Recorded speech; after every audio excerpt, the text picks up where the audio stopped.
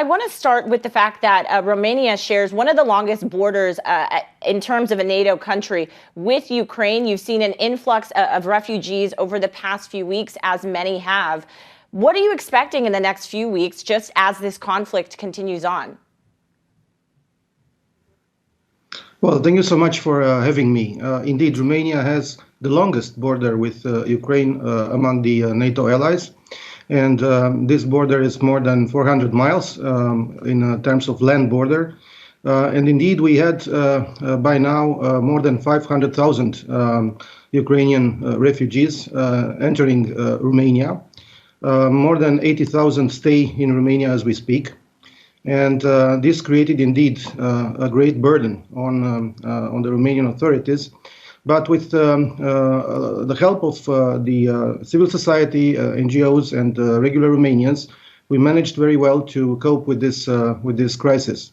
We tried to create the best conditions for them to enter Romania, and for that we have waived visa requirements. We have waived COVID-related quarantine measures.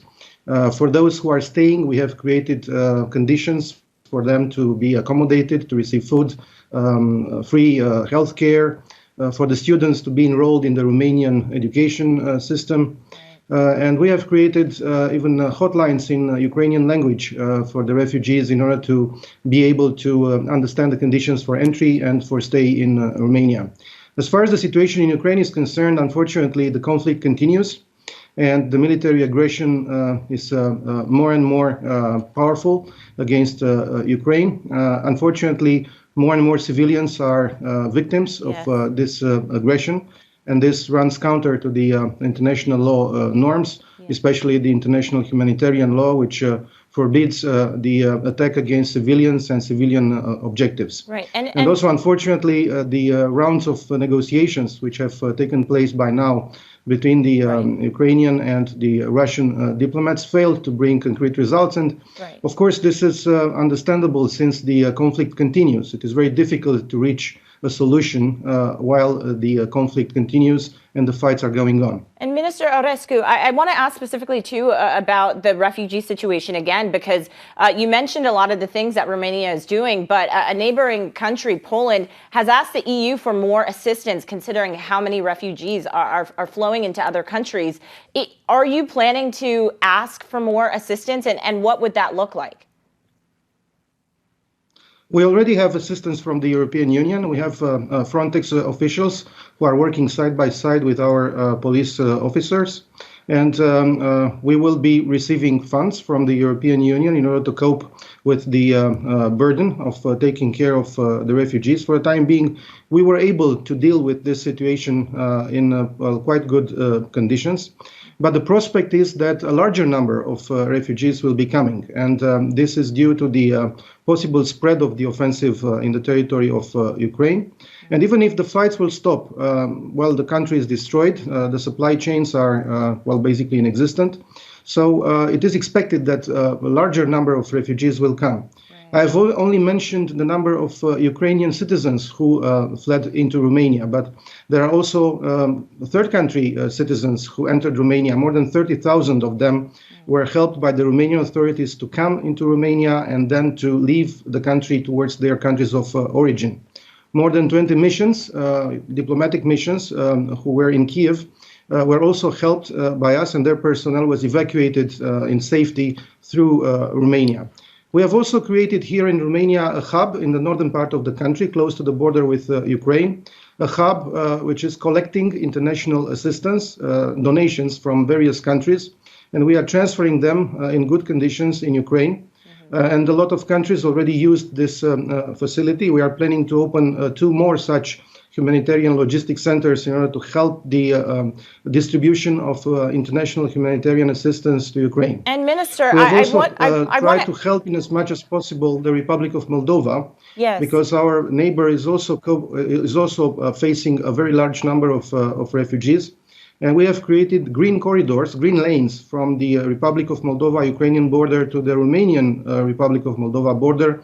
in order to take directly those refugees who are entering the Republic of Moldova and bringing them directly into the Romanian territory, and thus helping our neighbor to deal better with this crisis. Minister Aurescu, I'm sorry to interrupt you. I just want to make sure we get everything in. You mentioned Moldova, and a few weeks ago, you had actually noted that you wanted to see more NATO troop presence in Romania. Are you concerned at all that Moldova could potentially be on Putin's next target, considering it is not a member of NATO at this point in time and it's an independent state? Are you concerned that the offensive could continue to spread into this country? 2 days ago, the president of Romania, Mr. Klaus Iohannis, together with our prime minister, Mr. Ciucă, and myself, visited the Republic of Moldova, and we have discussed with the president, with the prime minister, with the foreign minister of our neighbor country. And for the time being, there is no such danger of, extending the conflict towards other countries in the region, the conflict in Ukraine to be, spread around. What as gives far as you Romania that is concerned, as a NATO country, what gives you that confidence, Minister Aurescu? Because many people are concerned. Well, this is the assessment of our Moldovan colleagues. So I think they are the best to make this assessment, taking into account all information they have. Of course, the security situation in the region is very much deteriorated.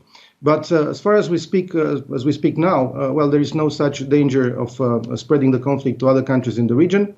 As a NATO country, you have asked me about what we would like in terms of reinforcement of the NATO presence here. And indeed, Romania, as a country placed in the southern part of the eastern flank of NATO, would like to see more NATO troops on our territory because indeed the security situation in the region changed radically. And the posture of deterrence and defense of NATO in on the eastern flank needs to be reinforced. We have asked for a consistent consolidation of this posture, and there are steps which are taken by NATO in that regard. We have asked for a speedy creation of a battle group of NATO on the territory of Romania. Mm-hmm. Next week, we will participate in the NATO summit in Brussels, and we will discuss about these issues. This is one of the elements, the topics on the agenda of the summit. Certainly. And we hope to see resolute decisions of the alliance in that respect. Certainly. And we know the U.S. President Biden will also be traveling there for that particular summit. When you mention NATO, I mean, over the past few weeks, we've seen a number of incidents involving drones. We're going to be speaking to a drone expert in a few minutes. And drones have entered into NATO territory in Romania, also in Croatia. How does NATO plan to respond if this spillover does happen, whether intentional or unintentional? What is the response? Because then that would be provoking Article 5.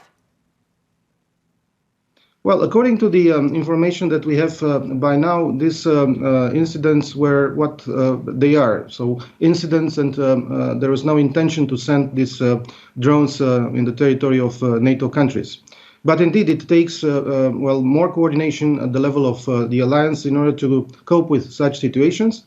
As far as the drone which entered the Romanian space towards Croatia, it only crossed the Romanian territory for less than 3 minutes.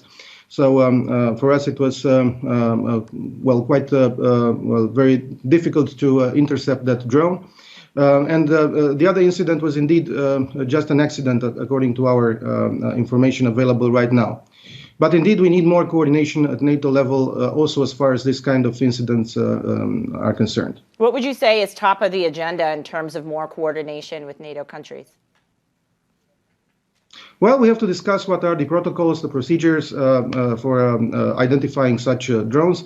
I think it's a matter for the military to discuss. And of course, this is already being discussed within NATO following those incidents. But what is important now on the agenda of NATO, and especially on the agenda of the next NATO summit in Brussels, is that we discuss about the assessment of the current situation in Ukraine, the prospects for ending the war, and also what kind of assistance we can further provide to Ukraine, and of course to discuss about measures to consolidate consistently the eastern flank as far as the posture of deterrence and defense on this part of the alliance.